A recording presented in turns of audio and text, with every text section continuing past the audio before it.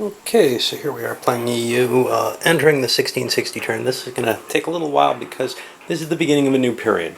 And, well, to begin with, I had to write down all the goals for this period for the different players. Let me go over them briefly just to get an idea of what's going on. England wants, as their big goal, a port on the western Mediterranean or Tyrrhenian Sea. Well, they've already got that. They've got that here at Tangier, so that seemed like a good option. They also want Portugal as an ally, and if it's a vassal, it gives them double value. These are big value things, 75 and 45. They want 4 more colonies in North America. This is a cheap choice. It's only worth 10 points, and they've got to all be plus side and adjacent. They've got most of that already set up. They just have to, expand those colonies a little bit, so that should be a pretty easy option. They want the Mediterranean Trade Center. That's worth 10. That would give them another $100 pulling in, plus the rights to the Smyrna convoy, assuming it's worth anything. I haven't figured it out, but I don't think it is. I think there's so many products of the Orient and spices coming in. The rules for that are a little twisted. As written, I don't think they work, so I've got to kind of read it and guess how I'm going to handle it, and I usually come up with the same kind of answer. They have a penalty, however, for Atlantic Trade plus Navigation Acts or Asiento. They'll probably have the Atlantic Trade Center. They might get Asiento. They get it from the War of Spanish Succession is sort of the most likely. Otherwise, they're probably not looking to go to war with Spain, though. The big bugaboo right now is France. They don't really want to take Spain on. That would divert attention that is very heavily concentrated against France right now.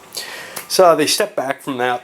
It could end up happening, but we'll see where we go. Chances are, though, they can get it as an ally of Spain in the war as well, so it's kind of twisted, and I don't know how the Risto rules work, so it's kind of like, well, do I want this or not? I don't know.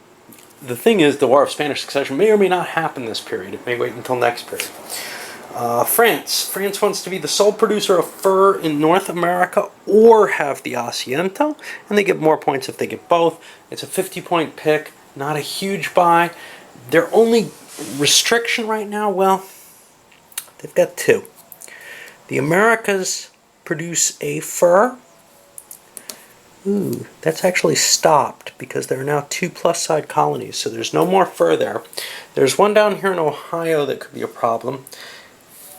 And then there's the Dutch one, and they have to grab that. That's the one real problem place for them. They want a total monopoly in their CTZ and no navigation acts. Chances are they'll be able to maintain that. Although somebody might attack their CTZ, but there's issues there. They want the Mediterranean Trade Center. They want no English on the continent. That looks easy right now, but remember there's a Hanoverian inheritance, and there's definitely an event for that. I don't think it's in this period, it's in the next period, but you never know. And let's see, what else do we have? They did not pick any more expansion into the Burgundy areas and the Holy Roman Empire. The problem for them is there ain't much more they can take. They could grab, I don't know. I don't think they can take the capital of the empire, but I'm not sure. And beyond that, it's kind of like they're going to have to swing into areas that aren't really accessible to them. Maybe it would count if they took Tyrol. I think that's part of the empire, actually. But they didn't want to take that, so they're taking a -10 penalty on that if they don't get it. And they probably won't. Well, they could get something off the Dutch. It's conceivable they take Flanders, for example. But the pick itself, I believe, required 2 new ones, and that was highly unlikely. Of course, they could take Dutch home country areas, too. Russia, colony and trading post, they want that same stretch down to the Manchu border. That actually isn't too far from where they are. It looks like they'll probably make it this period. They should have made it last period. They want a port on the Gulf of Bothnia or the Baltic. They've got a shot at getting this now through the St. Petersburg event. Plus, maybe they could get something off Poland or Sweden. Who knows what the war events are like. That's not really where they're aiming, but it looks easier. They want to port on the Black Sea. Ooh, that doesn't sound easy at all, but it's easier than all the other picks they could have. The only ports on the Black Sea that are open to them are down here on Polish territory, and then the Crimean ones. Well, Turkey, conceivably. That's easier than the next pick that they actually took, which is all 4 Muslim Khanates, which is the Steppes, Astrakhan, Crimea, and Kazan, who they already defeated in all their territory held by Russia. The other picks were worse, less likely to be possible, at least in my opinion. One of them that comes with a penalty is Smolensk and Kiev have to both be theirs. And if they get neither, there would be a penalty. They're going to have a -10 for that. Right now, they have neither, I believe. Trying to find Kiev. You'd think I know where it is. Should be sitting here. No, it's RL. Yeah, I can't even find it, so how am I going to take it?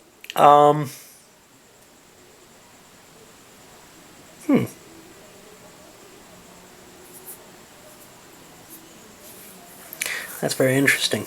It may not even exist in this one. Right, it's Ukraine. They have to take the city of Kiev. There may be a different map for this game. I know the EU 9 guys have their own map that may have Russia split into more territories. And maybe Risto suggested something along those lines, or it could just be things not being very well written. Okay, so for Spain, I kind of screwed up their ordering and reordered it with little numbers. Okay, so their big one is they want the Habsburgs or the Spanish as the emperor, and that's worth like 75 points. The next one is more sugar in the Americas, or Hungary, Transylvania annexed by the Habsburgs, which they already have. They also have the sugar. These don't compound. That's only worth, I think, 15 points at this level. It's a cheap pick. Their third one, more Holy Roman Empire or Italian allies. They already have the Italian allies. If they get both, they get double the points. That's only 10 points for them. And the total monopoly in the Caribbean and no asiento. That's a bigger pick, but it's only worth 10 points at this low level. They made it their 4th option. I don't know how likely they're going to be to get that, but again, their later picks became more questionable. Their big pick that they get a penalty for is 5 Burgundian provinces remaining in their hands. Well, they have 0, and their chances of expanding there are pretty slim, like none. Turkey. Oh, poor Turkey. No Christians in the Black Sea. Hey, that sounds easy. That's a 50-point pick. Nice. Mediterranean trade zone, 45 points. They might be able to get that. No Christians adjacent to the Aegean East Mediterranean, and the Knights eliminated. Okay, we're getting to the... I don't think I can do these, but I've got to fill my picks. And, you know, I mean, you get points if you make it. So that's only 20 points. The final one is half all Muslim miners as vassal. That seemed really impossible. The only other one that was even physically possible, I think, was eliminating the trading posts on East Africa. Mozambique and South are allowed, but everything north of that, they'd have to make sure that there were no Europeans there. Well, that's going to be tough. They're probably not going to go to war with England. They're probably not going to be able to get a royal marriage with England. The tube of stability lost for both, or just forbidden because of the religious differences. Okay, so their big pick is Vienna. If they get Vienna, well, if they don't get Vienna, they lose 10 points because they chose not to pick it. But they had other picks that involved holding all of Hungary and Transylvania, and Transylvania is not even defined here. You know, those things just aren't going to happen. So these seem the most likely. Now, one of the other things I have to do is I have to rework all these numbers and all these little pieces of information that I have for all the countries. And that's one of the reasons that between periods is so expensive. It almost is like another turn every time I do one of these in terms of the amount of extra bookkeeping, etc. that has to be done. In a sense, it's easier because it's different. you know, the normal bookkeeping's kind of, I gotta do that again. It's just hard to motivate myself. This is so periodic that it's not that painful. But in terms of total effort, it actually is. Once upon a time, I used to run through this game much, much more quickly than I am now. And you know, my eye to the game and the amount of time it was going to take was based on that prior experience. But honestly, I've got to learn it all over again in this case. Look, new events and everything. But also, it's been, you know, over a decade since I played it. And there's not that magic energy that was here when I first learned it and the first, say, 3 or 4 times I played it. It's kind of settled into the period where I said, you know, I don't know if I really want to play this. And it just didn't come up. For the last year, maybe 2 years, that I had access and availability to play it back when I was in Buffalo. And I blame part of that on this monster that got a lot of playings. It even got playings while I was in college. Snuck in my mom's basement and played it over Christmas break and I think over a summer. So, I mean, you know, when you have 2 choices by the same designer of monster games, well, the one that's more on your radar at the moment is more exciting. Anyway, a lot of chatter as usual. I'll come back after the events and everything are done. There's nothing exciting to show you about what I change here. But the armies get bigger, and they change their composition. Cav becomes less and less frequent as you go through the ages. And we're seeing that some of the countries like Turkey are still in a very almost medieval army size. And that changes now. Actually, are those based on that? Yeah. So the actual army sizes are based on the period of time, which I find very weird. The amount of forces you can purchase are also based on that. That's not as disturbing. The cost of the forces is based on the era in terms of your technology. To me, I'm not convinced that without the change in technology, a country would really switch to having more or less cavalry, for example, or more firepower in their army. So it's kind of a weird feeling there. And all the minor countries are tied directly to their technology, not to time period. Although, of course, their technology is more likely controlled just by the general pace of the game. But that may not be the case. If Turkey's doing well, the guys down here are more likely to reach their technologies quickly. Kind of a disturbing factor that Russia is tied to Turkey's technology because Turkey holds off and doesn't move things as quickly. Of course, Turkey's just about ready to pound over the Baroque period. They're right now got enough of an advantage, musket versus arquebus, but when Islam's going to move over that bump, if they really need to, they can just pump themselves over the Baroque period. All right. Well, let's start this period off with a bang. Damn. All right. Start with no rulers died. Great. English have a drought, minus 30% of their provincial income. Russia has a renewal of popularity, gave them some cash, and they can't take an exceptional tax. Netherlands has an exceptional year, plus 10% on their gross. Great. We also had the Turkish Navy pretty much just rotted in dry dock. They've got some transport ships. It's not a bad time to have it happen. They were all galleys, and those are becoming pretty much useless at this point, so they're going to have to build up a real navy at some point anyway if they want to play in the world. The only problem is they kind of like to be able to transport things around, but they've got no real danger. They can use their transports freely here against the Mamluks as long as nobody else is playing. Now, let's see what else.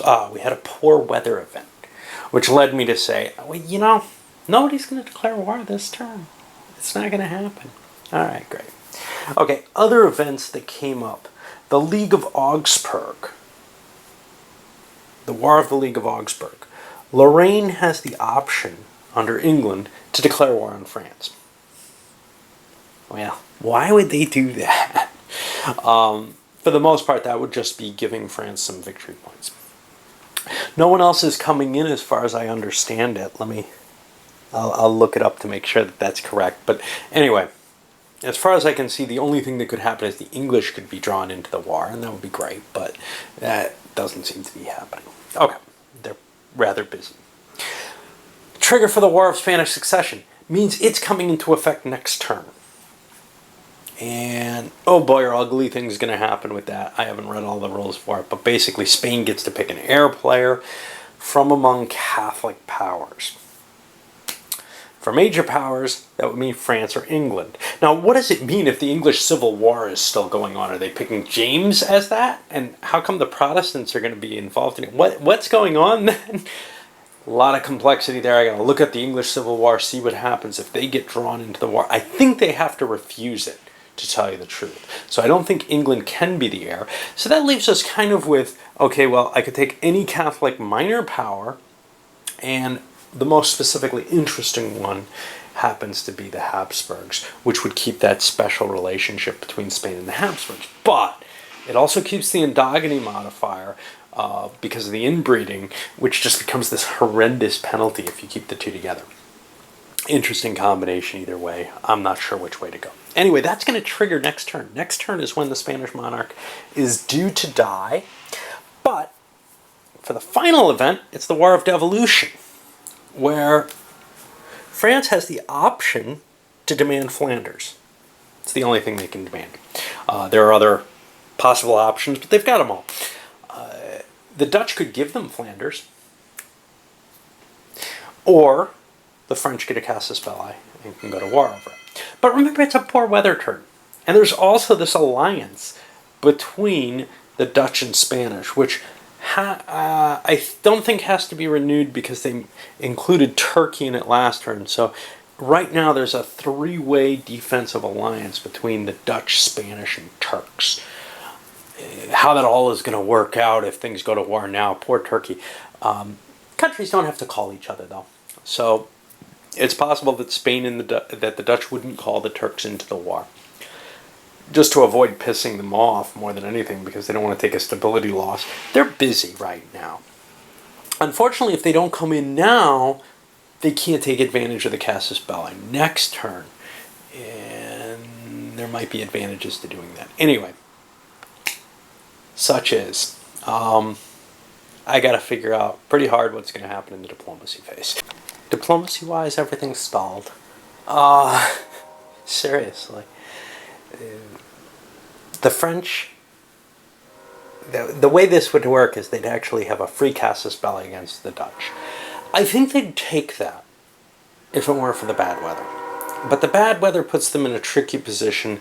Their armies are completely out of location to fight the Dutch. And there are these other alliances that they're aware of. At the very least, the Spanish one and the Turkish too, the sounds, the threats. Next turn, Spain has got to make some hard decisions. And whatever those decisions are, they will give France an opportunity to declare war, either on Spain or as Spain's ally to force other people in there. Now, Spain's probably not going to make France the heir. That's unlikely. And they probably can't make Britain the heir, the way I'm reading it.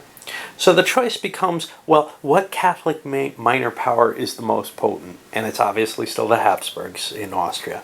And so they get to maintain their combination with them there. The danger to this is that gives the Dutch no way out. The Dutch want the Habsburgs to split from Spain, so they might not be willing to support this. On the other hand, they're probably not willing to fight over it. But that could force a French declaration of war on Spain, and Holland having to make a choice. Do they want to break an alliance, or do they want to try to support this, or whatever? Anyway, all the players, well, some of the players made some regular diplomatic moves. France and England, again, fought over Scotland, and it didn't budge. Spain, however, picked up a couple new allies. They picked up Bavaria and Hesse. giving themselves a stronger and stronger position against the French. At the very least, when they go into this war, they think they're going to have themselves and the Habsburgs against France. And they think that's not terrible. The Habsburgs still have Montecuccoli for this next little period. If they can get Dutch allies, well, that could bring in more and more potent things like the Prussian army. And if they can get England in there, even the Swedes and things could come into this. Of course, if the Swedes come in, what does that mean? Does that mean the French? Well, they can't bring Poland in. France has some allies too, though. They have Savoy. They have the possibility of Scotland. So, you know, this could turn out to be a really, really massive war. Much larger than it actually was in some ways, even without England being involved in it. Just in terms of, with more of Germany, say, being involved in it conceivably. Although I don't see much French activity in Germany, so maybe not. They have Cologne, that's it. Alright, so I lied. Anyway, I guess on to the administrative. Well, the economic big effect is just these huge armies growing in Europe. France, Spain, the Netherlands, all building up as much as they can afford. France actually held off a little bit, but they think they've got such an advantage, and they've already got a larger army, that they can kind of get by paying a little on the cheap. We'll see how that works out. They're going to have sort of a maximum size army next turn when things break out, but some of them will be conscripts, whereas most of these other countries are going to have veteran armies at the beginning. France was toying with some ideas, but they don't really pan out. Poland, if they could lose the war with Poland, maybe they could bring them in against the Habsburgs, but there's a problem. Poland's only, first of all, if they lose a war, they lose Poland as an ally, if Poland loses. As long as Poland gets at least a white piece, they get to stay there, by my interpretation of the game. And the fact that they're not any higher than royal marriage, they can't bring them in anyway. So it's not going to be there in the first round of the game. But it is definitely a possible threat. If the French can get the Poles up in the diplomacy chart, they could declare war on our Habsburg friends here, who don't seem... Oh no, that's Habsburg home territory. I was going to say, they don't seem to have enough little markers, but I forgot. I count Bohemia in there. That yellow line is up there. Okay, anyway. If the Poles could go directly to war with the Habsburgs, that would take a lot of pressure off the French, because in some ways Habsburgs, with people like Montecuccoli and whatever else they're going to have in their decent-sized army, are going to be a real threat in the Italian territories. Likewise, the Spanish have an army there. They've got their armies set up here. They've got too many armies for their leaders. They're kind of hoping to get a mercenary, but maybe other people are going to be looking at the same. The Dutch, they really can only support one full army, and then they've only got 3 counters, so it's kind of risky to send out a single army in a counter when you're going to be facing much larger armies from the French. And they're kind of hoping they'll have allies or something to help them fill out that army. Turks built yet more troops, but they're going to have a long walk home to get them. Mamluks only ended up with a half an army. Actually, all the reinforcement rolls were kind of crapped out. They all came out as two detachments, essentially, which is half an army. The Poles and the Royalists. Cromwell, again, built actually a heavier force this time. He wants to finish this up. He wants to come in against France, but it's just not looking like it's going to be in the cards. It's going to be tough to win this war unless it's a long one and he gets some lucky, long turn and he gets some lucky rolls. Not a lot of expansion going on, but filling out these trading posts, etc., bringing the economic power a little higher. There's the danger of a world war down here, with the French having an explorer and a conquistador available. They've got to kind of decide, do they want to concentrate on the trading posts, on the Spanish territories, maybe on Alaska that they really, really desire? It's tough to make these decisions, and the Russians are coming forward. France would love to be able to bring them into the war somehow. They don't see a way that that can happen. All right.